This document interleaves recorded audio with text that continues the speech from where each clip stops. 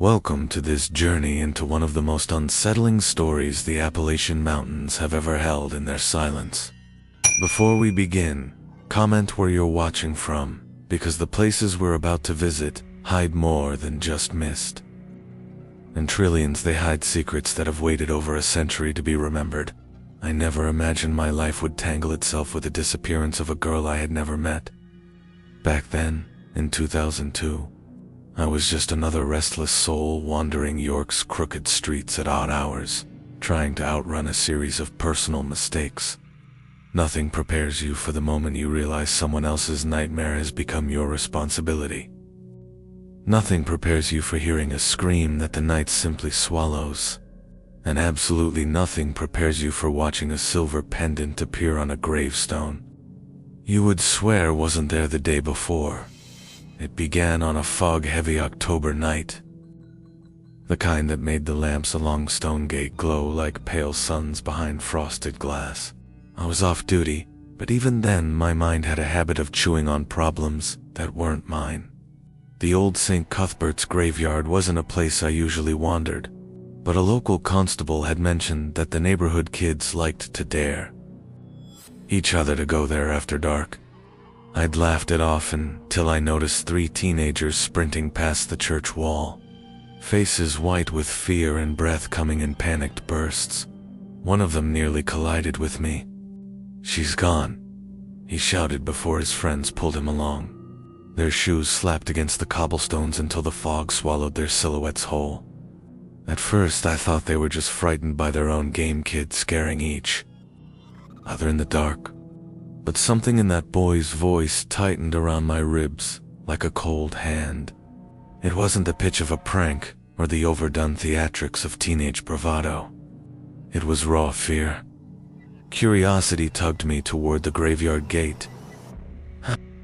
Wasn't expecting anything, maybe a drunk hiding, maybe a fox darting through the grass, but I stepped inside anyway. The world felt muffled, as if the graveyard were wrapped in its own private silence. Even my footsteps seemed too loud. I didn't have to walk far before I noticed the first strange thing.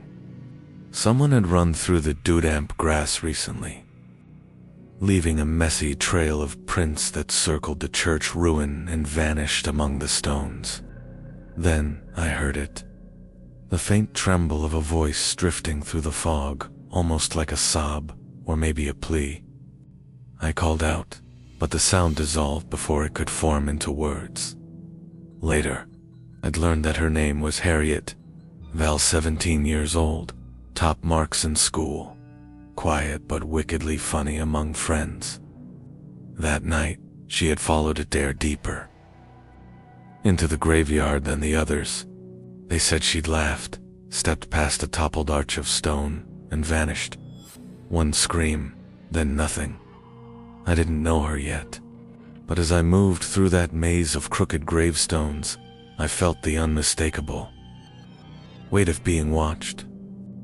Not by a person, not by anything I could name. Just watched, the way a forest seems to watch you when you wander too far off the path. My torch cut through the haze, illuminating the stone angels and cracked markers leaning like drunk old men. And that was when I saw it. The gravestone that hadn't been there before. It sat in a patch of untouched grass, clean of moss and rot, fresh, wrongly fresh. I shone my light over its blank surface, no name, no dates, nothing carved, but something glinted at its base. A silver locket, shaped like a teardrop, lying as though carefully placed. I bent down and lifted it, half expecting it to burn my hand. It was warm not from the night, but as if it had been held tightly by someone just moments before. Later, the missing girl's mother would confirm it was Harriet's, a birthday gift. Her favorite. I stayed in that graveyard longer than I should have, sweeping the grounds, circling the old church, calling out into the fog. But Harriet Vale was nowhere. No footprints led away from the area. No signs of someone climbing or running or being dragged. It was as though she had walked into the fog and simply dissolved inside it.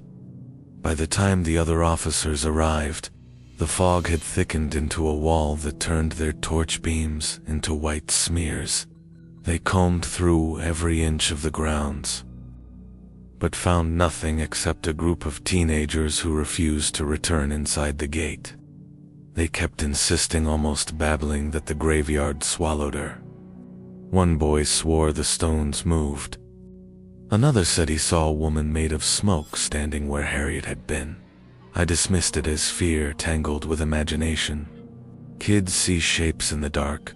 I knew that better than most. But that locket in my pocket felt heavier by the minute, as though it carried the weight of a truth I wasn't ready to understand. It wasn't until I stepped back through the graveyard gate that the air felt normal again. The silence lifted. My ears popped lightly, like stepping off an airplane. Whatever lived inside St. Cuthbert's grounds did not follow me out. When I filed the preliminary report, I left out the part about the gravestone that hadn't been there. I left out the odd warmth of the locket. I left out the feeling of being watched by something old, something patient. My colleagues already thought the London transfer had scrambled my nerves. I didn't need to add more fuel to that fire. Still, as I walked home that night, the fog curling behind me like slow-moving fingers, I couldn't shake the conviction that Harriet Vale hadn't run away, hadn't been taken by any worldly criminal. She had stepped into something waiting, something alive in the soil and stone. And whatever it wasn't finished with her or with me. I barely slept the night after Harriet Vale vanished. Even when exhaustion finally dragged me under, the fog followed me into every dream, thick, white, suffocating. I kept seeing that blank gravestone, impossibly clean, like a page waiting for someone to rewrite the ending of a life. By morning, I decided I couldn't leave the case to the standard missing persons protocol. Not when every instinct told me the truth was curled somewhere dark and unseen. York had its share of odd stories, but this was different. This felt connected to something old, older than St. Cuthbert's, older than the city itself. I started my day with a visit to the Vale household. Their home was a narrow brick terrace, a few streets off the Minster, close enough that the cathedral bells seemed to vibrate through the walls. Harriet's mother answered the door with eyes red from crying and hands trembling around a mug. She wasn't actually drinking from her. Her father hovered in the hall behind her, stiff and quiet, like someone who had been holding himself together through sheer will. They invited me in. The house smelled faintly of lavender and wood polish and organized, careful place. Harriet's absence was a wound in the room, visible in every untouched textbook on the dining table and in the jacket still draped over the banister. She wouldn't run, her mother said. Not without telling someone. Not without her. Beg. She swallowed hard. Did the boy say anything else? Anything at all? They said, she screamed. I answered honestly, but they didn't see where she went. Her father's jaw tightened. Went. She doesn't just go anywhere. Someone was there. Someone took her. I didn't respond. I couldn't tell them that I believed something had taken her, but I wasn't ready to say it was a person. Her. Mother excused herself after I handed her the locket. When she saw it, she pressed it to her lips and cried silently, shoulders shaking the way people do when they're trying not to break completely. I apologized without knowing what for. Maybe because I was the one who found it. Maybe because I hadn't found her. After leaving the Vale home, I headed straight to the station. My partner, Daniels, met me with 2 cups of terrible machine coffee and a raised eyebrow. You look like you slept in a ditch, he said. Feel like it, I replied, taking a cup out of politeness rather than desire. Any updates? Nothing. CCTV around the church shows fog, and more fog. You'd think the place was underwater, and the kids aren't giving us anything useful. Just ghost stories. I hesitated before asking, did we get an updated map of the graveyard? Daniels gave me a sharp look. Ward, you don't, actually. Think she's still there? I think, I said slowly, that something in that place isn't accounted for. He didn't laugh, exactly, but he gave me the kind of look people give when they're recalculating their opinion of you. Still, he humored me and pulled up the digital map. The burial registry and layout hadn't changed in decades. Old graves, older graves, a few plots legally empty but spiritually occupied, if you believed the stories. There was no blank stone. Not anywhere. After a few hours of interviews and paperwork that felt more like obstacles than progress, I left the station and made my way across the city. I needed answers from someone who knew more about St. Cuthbert's than local teenagers and outdated municipal records. That someone was Sister Marin. The old convent was tucked behind the cathedral, a cluster of stone buildings that looked like they belonged in a different century. Sister Marin was a historian, archivist, and one of the only people who cared enough to preserve the strange folklore that York preferred to keep buried. She greeted me with a knowing expression, as though she had been expecting me. Her small glasses perched low on her nose, giving her the look of a school teacher who knew when her student was hiding something. "You've seen something, Detective," she said before I even explained why I'd come. I didn't deny it. A gravestone that shouldn't exist. A girl who disappeared in a matter of seconds. And a patch of fog that behaves like it has its own pulse. She motioned for me to follow her to a long wooden table covered in books that looked as though they'd crumble if you exhaled too hard. Double quotes. St. Cuthbert's was built on a crossroads. She began, lifting a brittle map with careful fingers. A convergence point. Some call places like these thin spots, where the world of the living and whatever lies beneath it brush together. I'd heard this before, folk tales whispered by old men at pubs, stories exchanged over pints on rainy nights. But Sister Marin spoke without the tone of myth. She spoke like she was discussing real geography. Crossroads aren't merely intersections of paths, she continued. They're thresholds. Sometimes things slip through. Her gaze lifted to mine. Sometimes people, you can't possibly expect me to put this in an official report. I expect only that you listen, she said gently.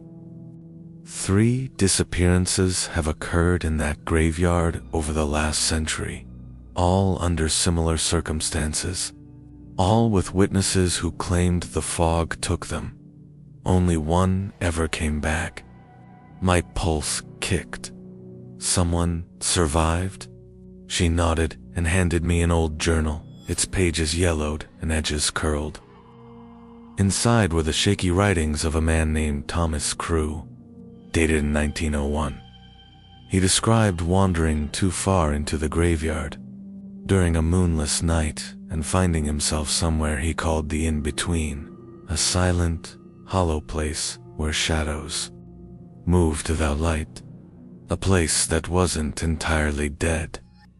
I froze at one particular line. I saw myself standing at the gate, calling my own name. A chill crawled up my spine. The boys had said they heard Harriet calling for help even after she vanished. CCTV had caught something shaped like her. I closed the journal. What happens to people who cross into that place? Sister Marin's expression dimmed. If they're lucky, they return, changed, but alive. If they're not, she hesitated. Sometimes the place sends something back instead. My mouth went dry. You mean a double? I mean a shadow that wears their face, she said. Hungry for a life it never had. For a moment I couldn't speak. The room felt smaller. The air colder. Detective Ward, she said quietly, if the girl truly crossed over, then time is not on your side. The longer she remains, the more the place remembers her, and the more her shadow learns to imitate her, I whispered. She nodded once. When I left the convent, the sky had darkened into the bruised blue of approaching rain. I walked back toward St. Cuthbert's, drawn as if something inside the graveyard had looped an invisible thread around me. I didn't know yet how to save Harriet Vale, but I knew two things with absolute certainty. She wasn't gone, and something else was already trying to take her place. I returned to St. Cuthbert's the same evening, long before I had any right to.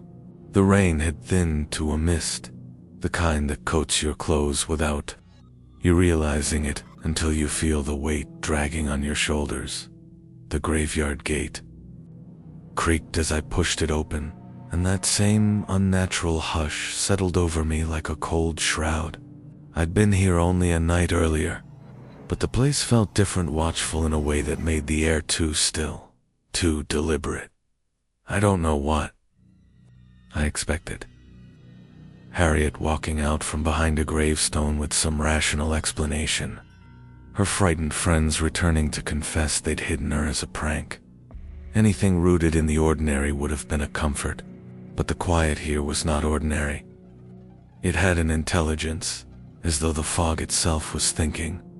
My boots pressed into the wet grass, leaving dark impressions that filled with water. Sister Marin's words clung to me like burrs, thin places, crossroads, shadows that were the face of the lost. I didn't want to believe a word of it, yet the evidence resisted every logical explanation. I moved toward the broken church wall where Harriet's friend said she was last seen. The fog pooled thicker there, its edges swirling like breath on glass. I circled the area slowly, sweeping the beam of my flashlight across stones and weeds. Nothing seemed disturbed. No footprints this time. No sign of struggle. But then, barely I heard it. A whisper, "My name." Not shouted, not desperate. Just a fragile, distant call drifting between the gravestones like a thread trying to tie itself to me. Ward? I froze so completely I stopped breathing. It wasn't the voice of a stranger. It wasn't the voice of Harriet I'd never heard hers before. It was my own voice, Ward. The sound snaked around the stones, coming from nowhere and everywhere. At once, the beam of my flashlight flickered, dimmed, then steadied. My pulse hammered against my throat, but I forced myself to step toward the sound. As I approached the church ruins, the fog shifted, peeling back just enough to reveal that impossible gravestone again. The same one that wasn't on any map. Blank, pale, too clean. It stood like a sentry waiting for instructions. My breath fogged in front of me, though the air wasn't cold enough for that. "Show yourself," I said, surprised that my voice didn't shake. "If you're here, if you're Harriet." The fog swirled violently, then stilled, and on the other side of the blank gravestone, a figure stepped into view. A girl, thin, barefoot, hair hanging in damp strands around her face.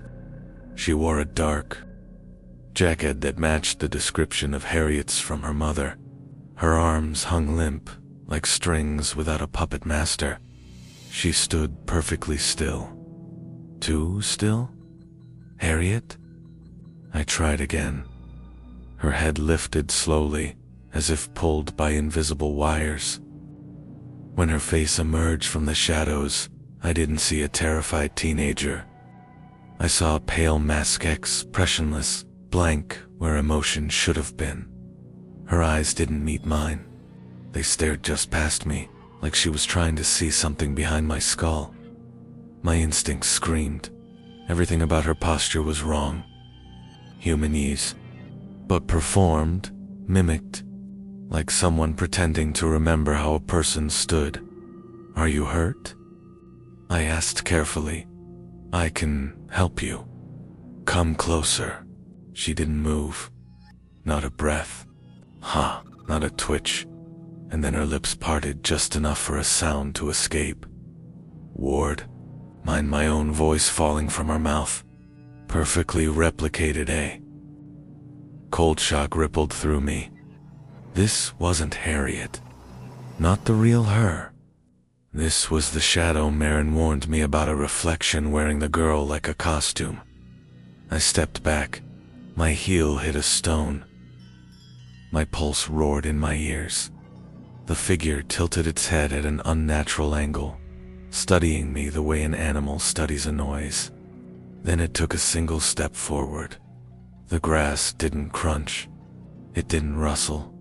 It didn't move beneath her feet at all. She hovered a fraction above the ground, just enough that I questioned whether my eyes were betraying me. "Ward?" She whispered again, my voice calm, measured, like a recording. I raised my flashlight a little higher. "You're not her."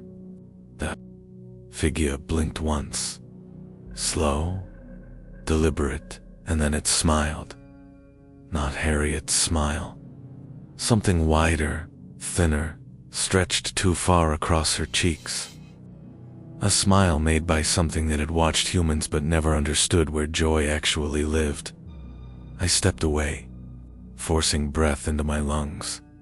"What do you want?" Her smile widened. She lifted one hand, bone white knuckles, fingers to long end, pointed directly behind me. I spun around, nothing. Just fog, gravestones, the broken church wall.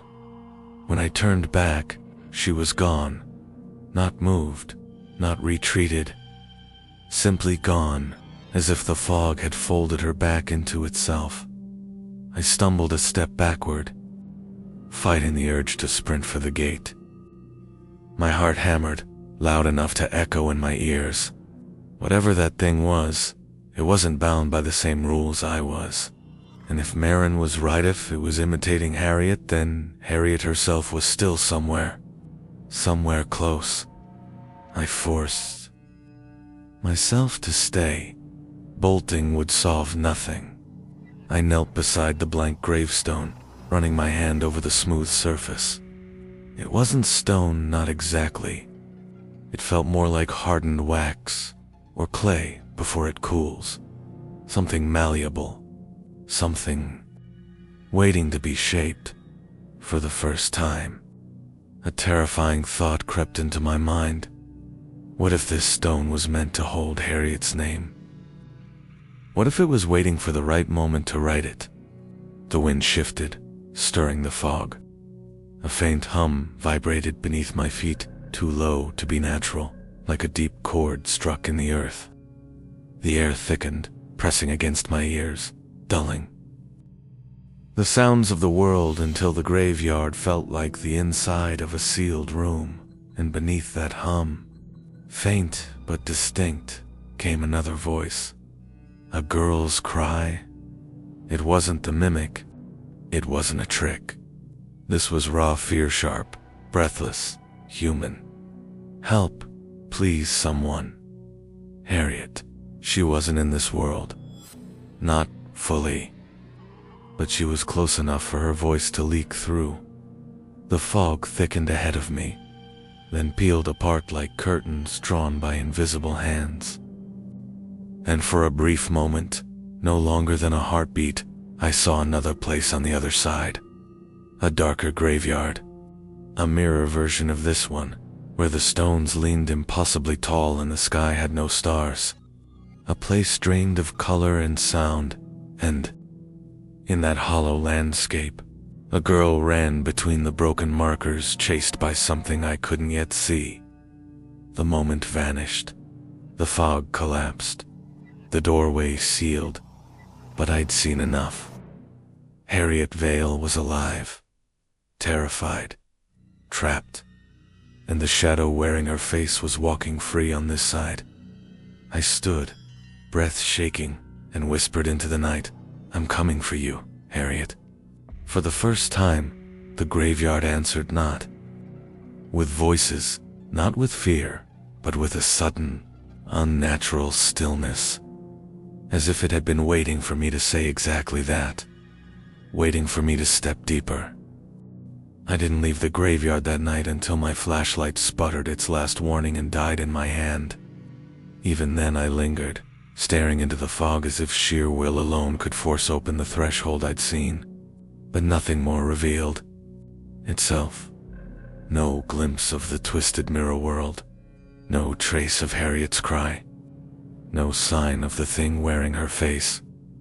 By the time I stepped back through the gate, the noise of the living world returned in a slow swell cars in the distance, the faint rumble of late-night chatter from a nearby pub, the hum of street lamps. It was almost insulting how normal everything sounded, as if the graveyard were a sealed pocket of reality where other rules applied. As if the moment you stepped out, it closed its jaws behind you and pretended innocence. I walked home without remembering the journey, collapsing into a chair with my hands still numb from gripping the flashlight too hard. My mind raced in disjointed fragments to mimic the blank stone, the glimpse of the other place, Harriet running, something chasing her, my own voice coming from a mouth that wasn't mine. I knew one thing. I needed answers. I needed more than stories whispered by old nuns or warnings half buried in journals. I needed to understand how the threshold worked, and more importantly, how to open it again. The next morning, I found myself back at the convent before the sun had fully risen. Sister Marin opened the door before I could knock a second time. Her eyes already sharp, as if she could read the night I'd endured directly off my face. "You saw it?" she said without preamble. "I did." My voice cracked slightly, and I heard her. "Harriet." She stepped aside, letting me into the archive room. The smell of old paper, candle wax, and stone dust hung in the air, comforting contrast to the damp chill of St. Cuthbert's. "Tell me exactly what happened," she said, gesturing for me to sit. I recounted everything in detail, the mimic, speaking with my voice, the gravestone that felt like clay, the moment the fog parted and showed me the other world beneath it. I described the hum in the ground, the cry in the dark. I left nothing out. Sister Marin listened without interruption, though her expression tightened more with each detail. When I finished, she folded her hands over an old ledger. "You are describing what the old texts call the Vale," she said. "A shadow layer of our world. Not quite the land of the dead. Not quite a hallucination. A place built out of the memories of the forgotten, and Harriet crossed into it. She was pulled," Marin corrected gently. "No one crosses by accident. Something on the other side must have needed her, or recognized something or my stomach twisted. Why her? Why a 17-year-old girl who never hurt anyone? Because thin places do not choose by logic. They choose by resonance, grief, loneliness, fear. Thresholds respond to people who feel unseen." That word hit me harder than I expected. Unseen. A ghost in your own life. Harriet's friends had said she was quiet, smart, the type everyone liked but few really noticed. Maybe the Vale noticed? What people didn't. Then what was the thing I saw wearing her face? I asked. Sister Marin rose and crossed the room to a locked cabinet. She pulled out a leather-bound book so old it looked fossilized. When she opened it, the pages crackled. Like thin ice, she pointed to a charcoal scatia figure that looked almost human but not quite. Too long, too thin, head tilted just slightly off center. Its face was blurred too white. "A fetch," she said quietly.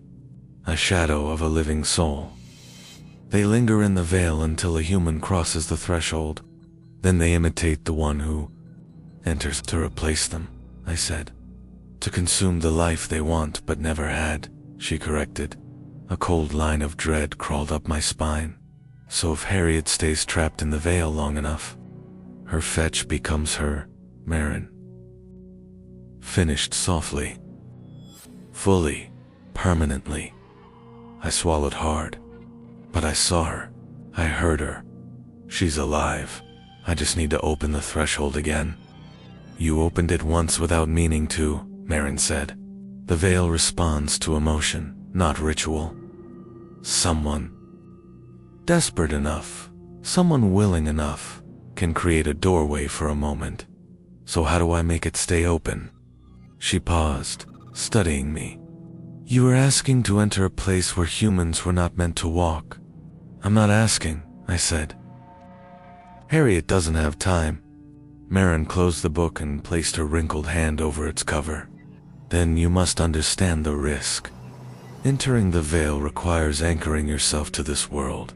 If you go in without one, you will be trapped like the others." "What kind of anchor?" "Someone who calls you back," she said. "Someone whose voice you trust more than the shadows." I didn't respond. I didn't have anyone like that, not anymore. Not since my transfer.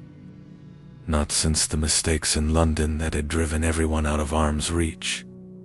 Marin saw the truth flicker behind my silence. "You cannot go alone," she said gently. "No one returns alone." I pushed away from the table and paced the room, the weight of every second stretching tight across my chest. "Then tell me what I can do now." "Something. Anything." Marin walked to the window overlooking the convent courtyard. "There is one more person you should speak to," she said. "Someone who survived the Vale." My breath stopped. "Thomas Crew." She nodded. Decades ago. But his great-granddaughter still lives in York. She inherited his journals and his nightmares. I wrote down the address she gave me, thanked her, and left the convent. The sky above York was low and gray, threatening rain again, as if the city itself sensed what moved beneath its streets. The walk through the narrow lanes felt unreal.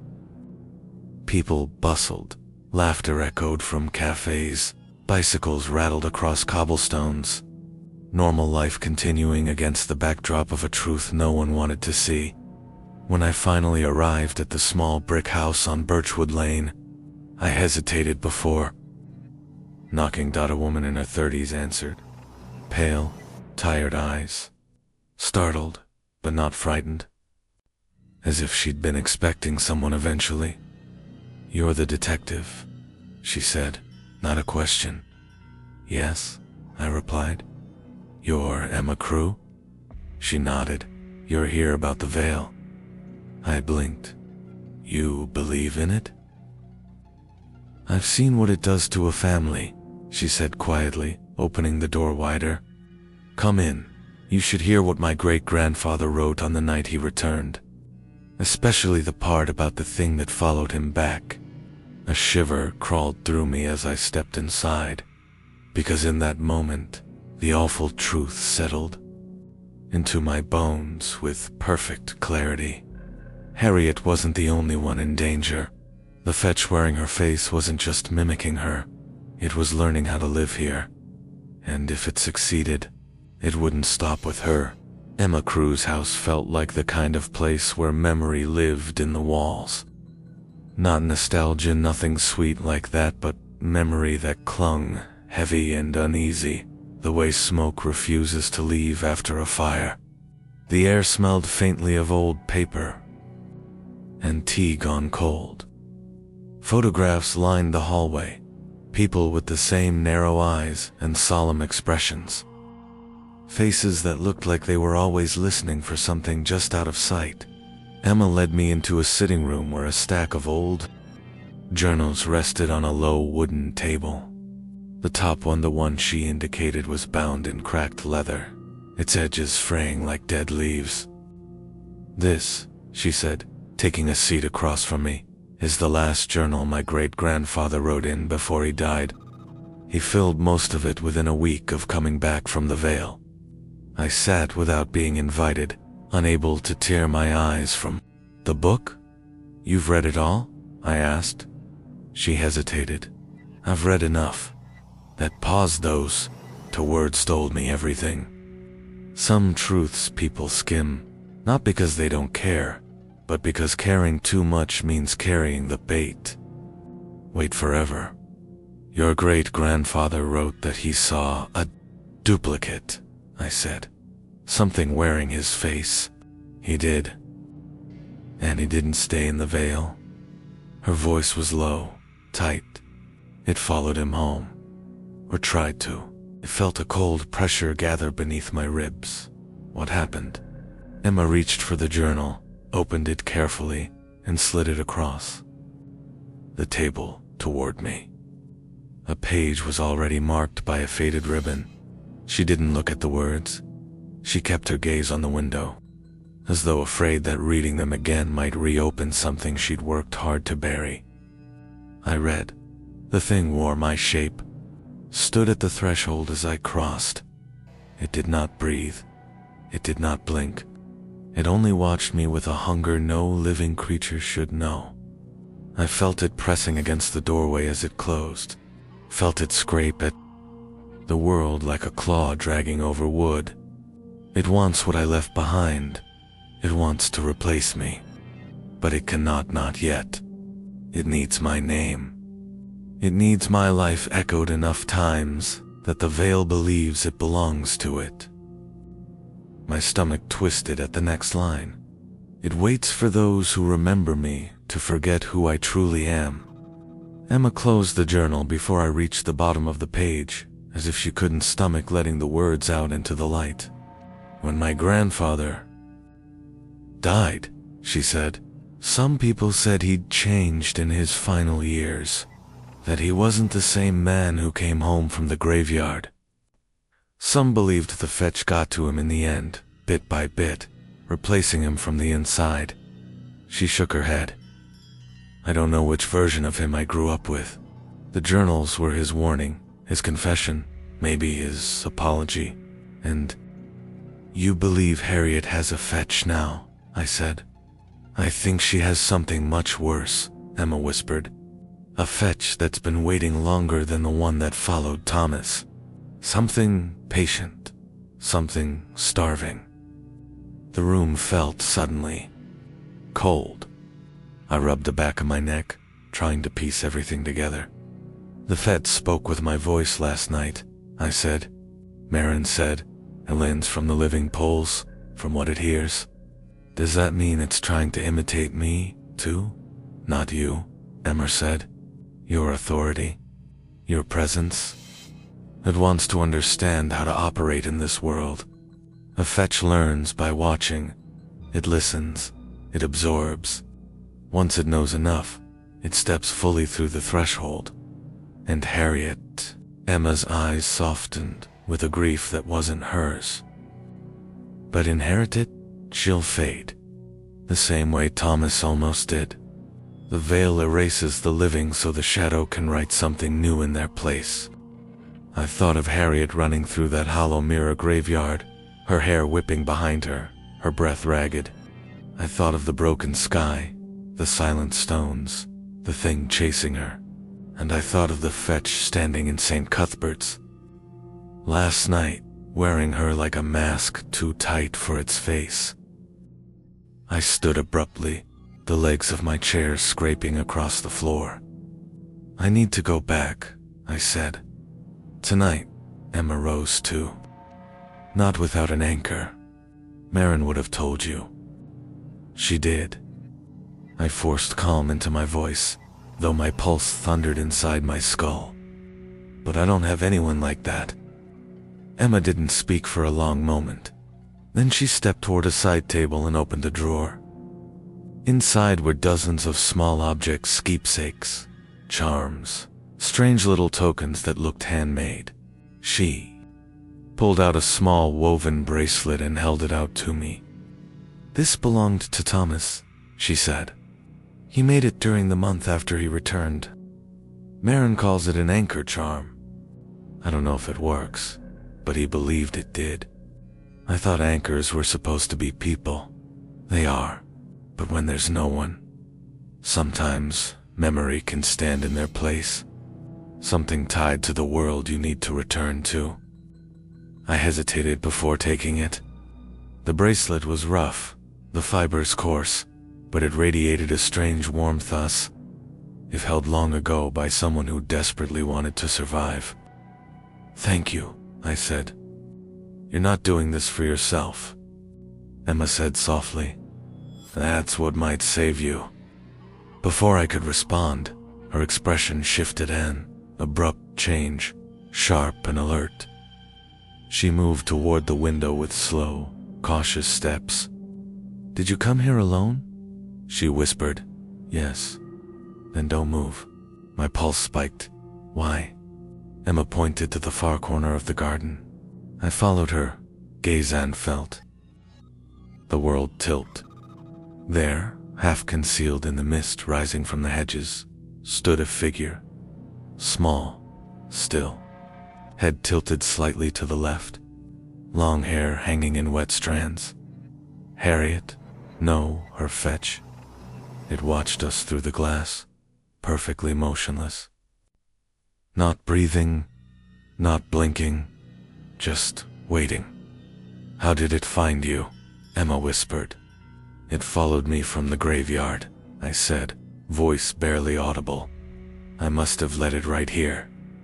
The fetch stepped forward, one slow glide of movement, feet hovering a fraction above the grass. Its face remained expressionless, wrong in the way something carved from memory would be. Then its lips parted, and it whispered a word that froze every muscle in my body. "Closer," my voice. Again, Emma grabbed my arm. "We need to leave, now." But before we could move, the fetch lifted one hand and pressed its palm against the glass. 5 long fingers. Too long? They left a smear of gray frost on the window. Then it smiled. And for the first time, it spoke in Harriet's voice. "Let me in." I stepped back, heart slamming against my ribs. The fetch tilted its head, studying me like a predator deciding when to strike. Then it vanished, melted into the fog as though it had never been there. Emma sagged into a chair, breath shaking. "It's learning," she whispered, "and soon it won't need the fog to hide." I tightened my grip on the bracelet. Tonight I would go into the Vale, not because I was ready, but because the fetch already was. I didn't wait for the sun to set before preparing to return to St. Cuthbert's. Waiting felt like handing the fetch more time to shape itself, more time to slip into the folds of Harriet's life until no one could tell the difference, not even her parents. Every hour the creature wandered York was another hour it learned. Another hour Harriet faded. Emma stayed beside me as I stared at the bracelet Thomas Cruise anchor sitting in my palm. It wasn't beautiful. A rough braid of fibers twisted together, frayed at the edges, darkened with age. But when I wrapped it around my wrist, something settled inside me. Not comfort, not courage. Something heavier, denser, like a weight that kept me from floating off into a place where nothing human survived. "This won't pull you back by itself," Emma said quietly. She hadn't stood far from me since the fetch appeared in her garden. "It's only as strong as the person wearing it, I know." I tied the knot firmly. "But it's something." She hesitated before reaching into the drawer again. This time, she removed a small notebook, her handwriting scrawled across the front. "What's that?" I asked. "My own record," she said. "Dreams, sightings, things I experienced. After reading Thomas's journals, the Vale touches more than the ones who enter it. Use what helps, ignore the rest. Her eyes were tired in a way that made me think she'd carried her family's haunting far longer than anyone her age should. I slid the notebook into my pocket. "I'll find Harriet," I said. She didn't answer at first. Then, softly, "And you come back too? If you don't, that fetch won't stop with you, or her." Night fell faster than I expected. Or maybe time simply folded strangely after what I'd seen. Either way, by the time I returned to the graveyard, the sky was a deep slate, the clouds thin as paper, letting a pale moon spill across the grass. The air felt wrong, not in the supernatural sense, though that certainty had long ceased to be a fantasy, but wrong the way a still lake feels moments before the surface breaks. I stood before the gate, the same gate I had crossed twice before, but tonight, crossing it felt like a point of no return. The fog pooled around the stones again, thicker now, more deliberate, waiting. The bracelet on my wrist pulsed with warmth, as if responding to my heartbeat. "All right," I whispered to the night. "Take me back." I stepped inside, immediately. The noise of the city fell away, swallowed by an oppressive hush that pressed against my ears. The fog thickened, swirling like a living thing. I could feel the boundary thin, trembling like a membrane that separated this world from the one beneath it. I walked toward the blank gravestone. It looked different tonight. Taller, more defined, as if the Vale's presence had reshaped it in my absence. The stone's surface rippled faintly, like something beneath it was pushing outward. A hum vibrated under my feet, stronger than before. The ground trembled. The fog tightened around the gravestone, spiraling upward like a storm caught in slow motion. Then the air split. Not visually, not audibly, but I felt it like standing in a doorway when the pressure shifts on the other side. The fog peeled apart, stretching like curtains drawn by invisible hands, and the threshold opened. The world on the other side wasn't just dark, it was drained, muted, as though every color had bled into a gray sea. The gravestones stood taller, jagged like broken teeth. The sky was a hollow, starless void, and the wind didn't whistle, it groaned, deep and slow, like the earth mourning itself. I felt a pull on my wrist, light but insistent. The anchor bracelet, vibrating, urging. Caution, warning me not to step too far without grounding myself.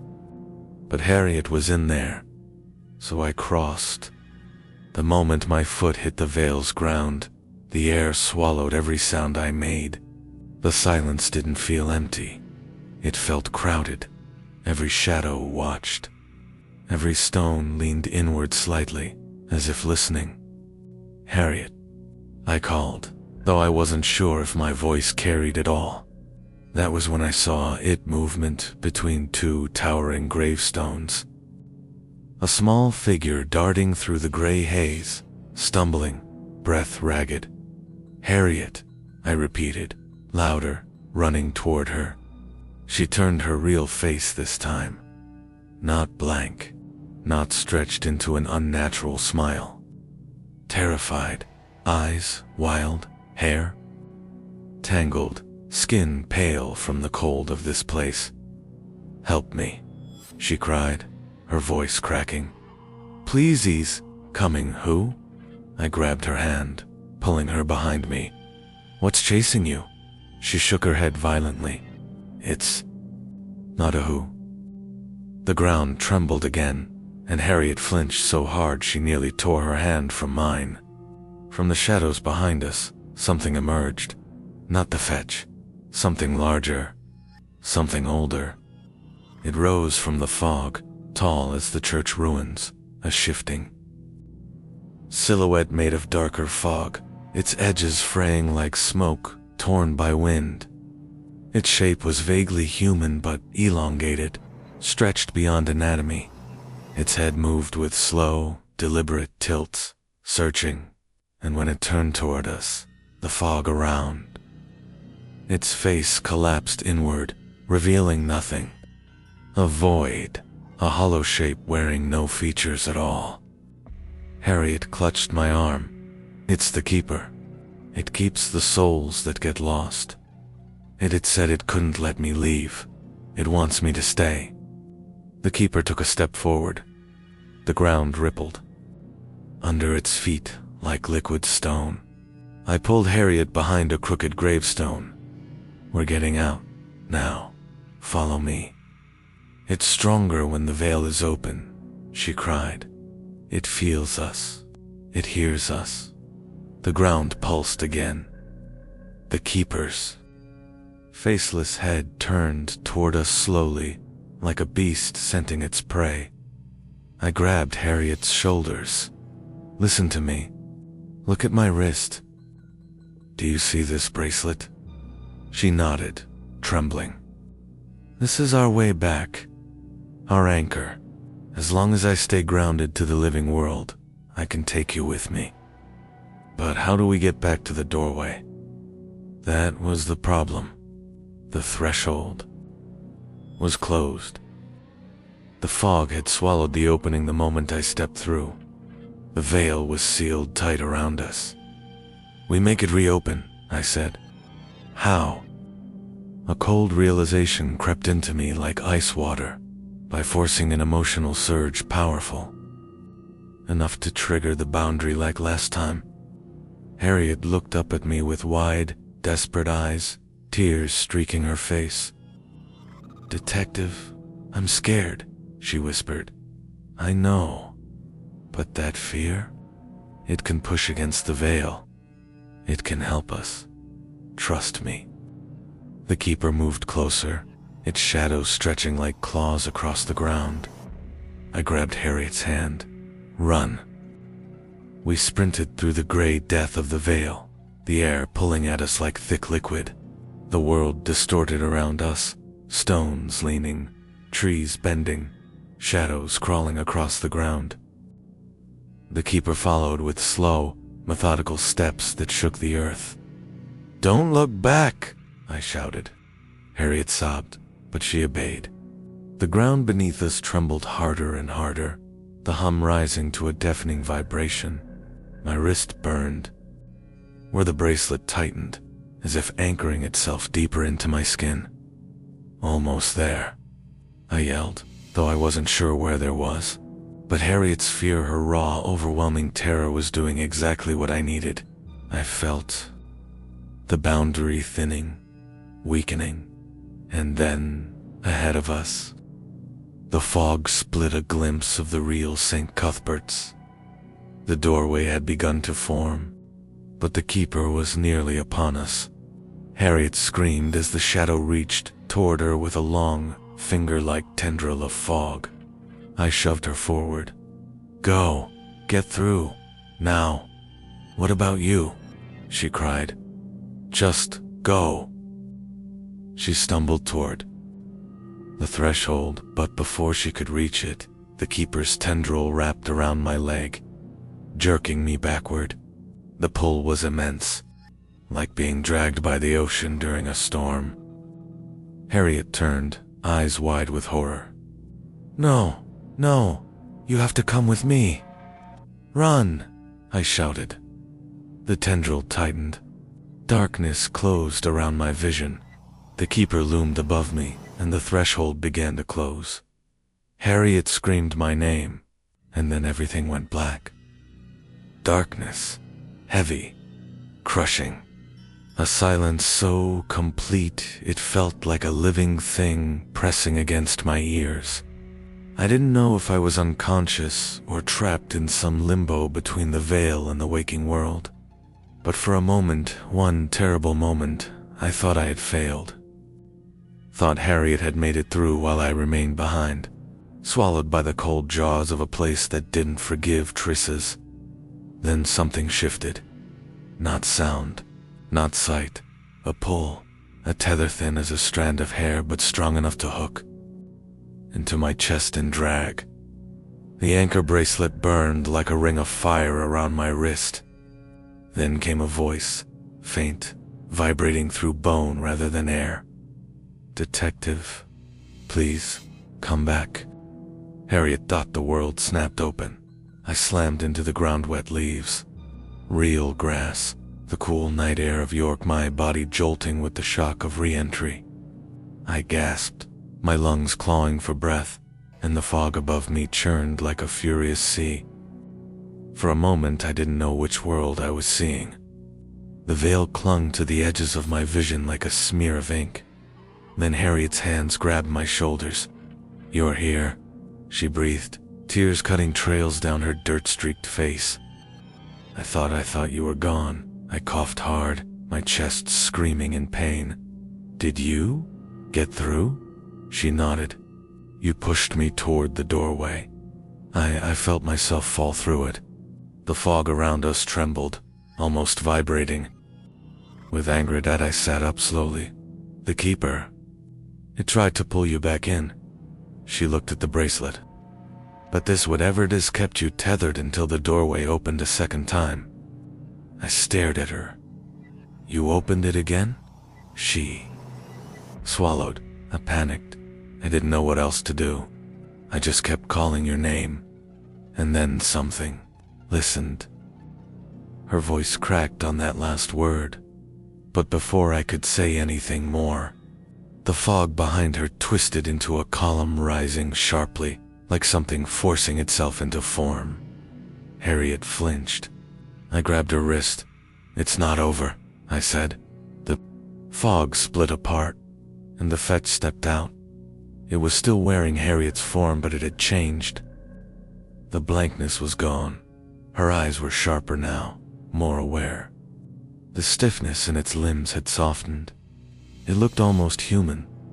Almost its gaze locked onto Harriet first, then slid slowly to me.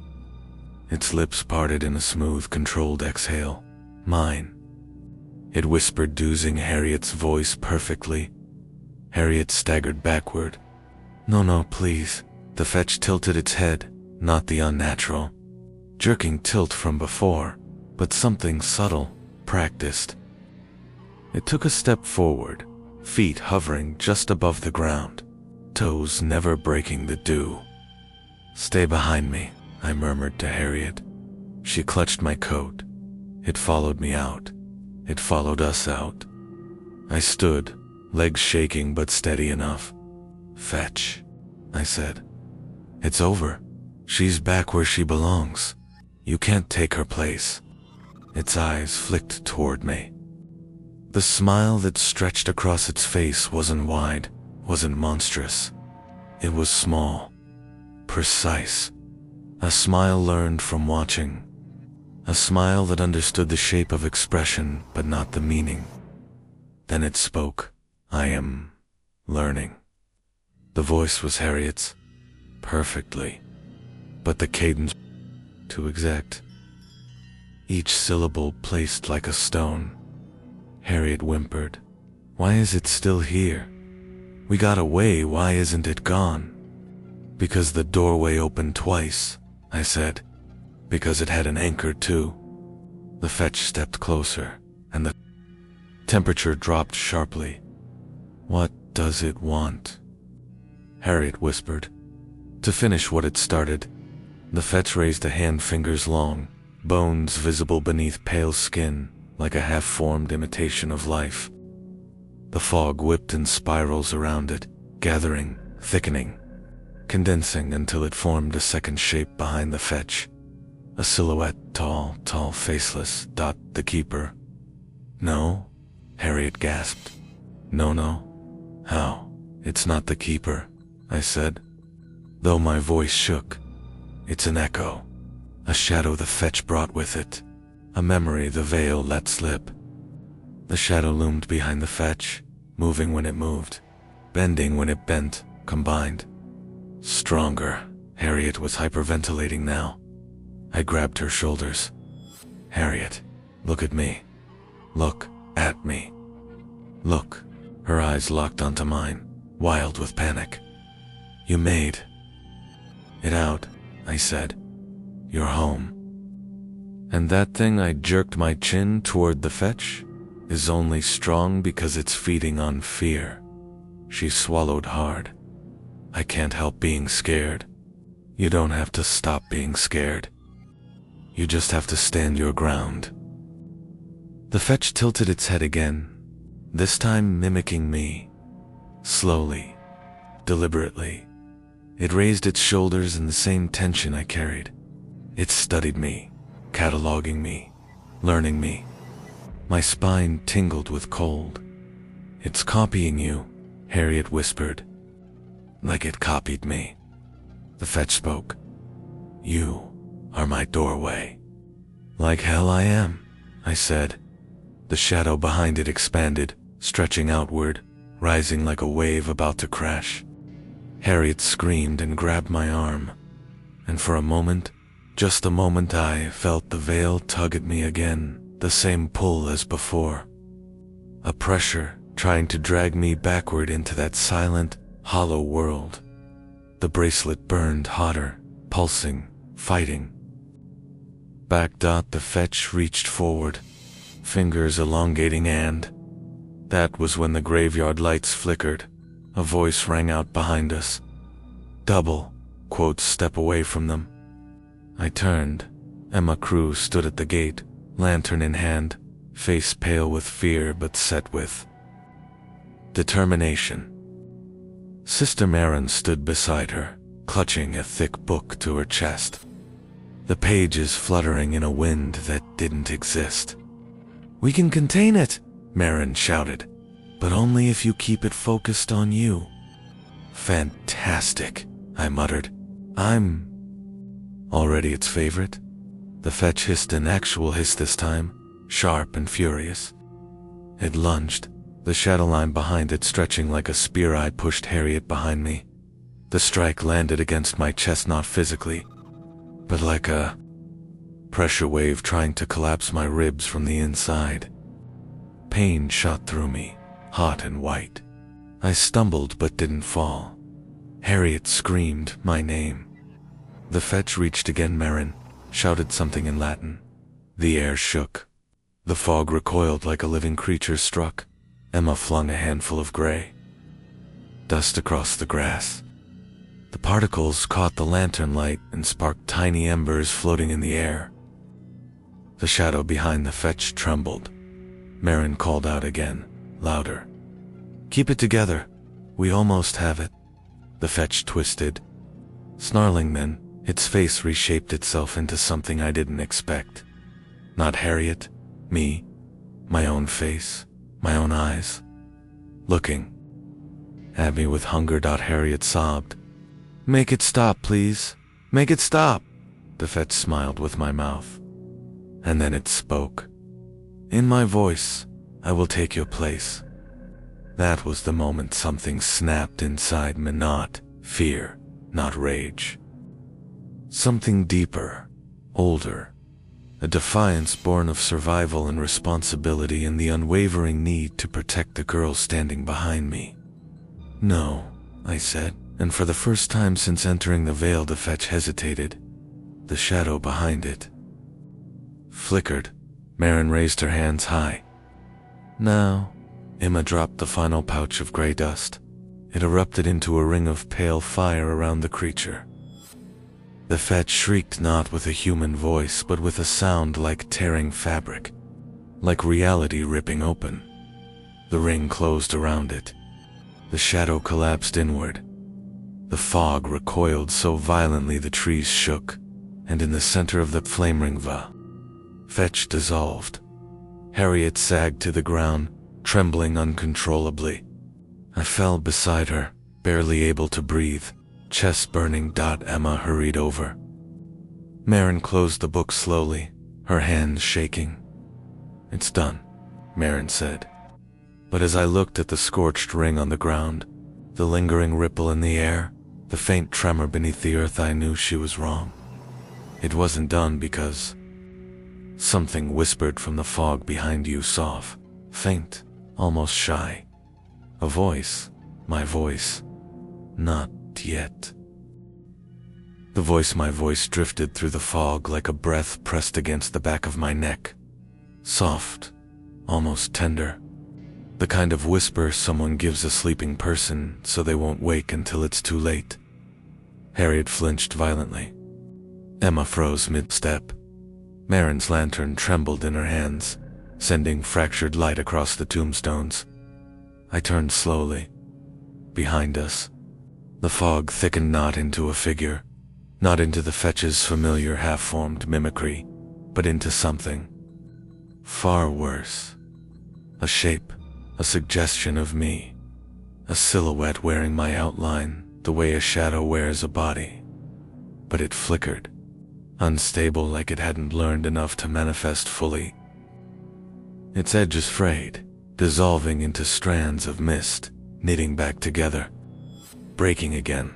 It wasn't the fetch, it was the echo of the fetch. The residue it left behind, the piece it tried to wedge into this world as it died. Like a seed, Marin inhaled sharply. No, that shouldn't be possible. Emma grabbed her arm. What is that? Marin swallowed hard. The fetch didn't die cleanly. Part of it imprinted. It tried to anchor itself to the detective, to his shape. My stomach tightened. So what does that mean? It's trying to become me now. No, Marin whispered. Not become. Replace. The silhouette convulsed. One arm extended, stretching too long, dripping mist that hit the ground with soft sizzling sounds. Its head jerked toward me. Its movements were wrong in the way a marionette's are wrong, articulated but soulless. Harriet stepped in closer, grabbing my sleeve with trembling fingers. Why is it still here? She whispered. I didn't want to say the truth, but it slipped out anyway, thin and grim, because the veil doesn't close unless both sides want it to. The silhouette twitched, then it mimicked me again. I want out. The voice wasn't it. Perfect, now. It was cracking, glitching, as if reality itself rejected the sound. Like two different versions of my tone layered imperfectly over each other. Marin lifted her book again.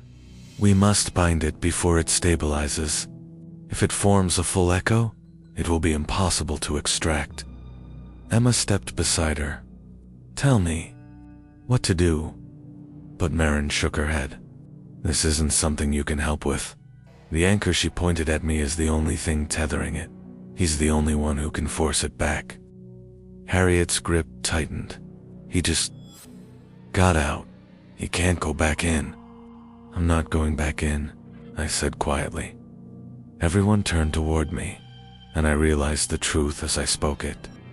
It came out for me. The mist around the silhouette thickened, swirling upward, forming a partial face, my cheekbone, my jaw, my brow. My own expression stared back at me from an unfinished surface, and I felt something cold coil tight inside my stomach. It whispered again. You left the door open for me? I took a step forward. Close it, Marin hissed. Whatever you do, close it now. How? I asked. By rejecting it, she said. By refusing the piece of yourself it's trying to steal. Emma added, fetches only mimic. They can't create. If you don't feed it, it dies. But that wasn't entirely true. The silhouette twitched in response. Its half-face contorted into something like anger or longing. It reached for me again. Harriet gasped. Go. Don't go near. I'm not, I said. It's coming near me. The ground around me vibrated faintly. The bracelet pulsed again, not with warmth, but with heat, warning me, grounding me. I stared into the silhouette's incomplete eyes. You're not me, I said. It tilted its head. Then, unbelievably, it smiled. My smile, the one I never noticed I had. You don't know what you are, it said. A chill crawled up my spine. What does that mean? I demanded, but the silhouette only stretched taller, unraveling like smoke, rising from a dying fire. Marin whispered a prayer. Emma stepped back. Harriet pressed her forehead into my arm. The silhouette froze. Then it cupped a hand to its hollow mouth my hand. My gesture hand spoke one final sentence. We'll finish this. When the door opens again, a gust of cold wind swept through the graveyard, lifting leaves into a spiral. The lantern flickered violently. The fog whipped into a tight column around the silhouette, then it sucked inward, collapsing like a dying star. When the fog settled, the silhouette was gone. The graveyard went still. Harriet whispered, "Is it over?" Marin lowered her book. "No. But for tonight, it's contained." Emma exhaled shakily. Contained is enough. I stared at the ground where the silhouette had vanished. My pulse hammered in my ears. My skin prickled where the anchor bracelet still burned against my wrist. Contained. Not defeated. Not destroyed. Not gone. Harriet sank down onto the grass, pulling her knees to her chest. Emma immediately knelt beside her. Marin approached me slowly, her eyes scanning my face like she was searching for someone hiding behind my own features. "You feel yourself?" she asked. "For now," I said. She nodded grimly. "Good. But keep the bracelet on.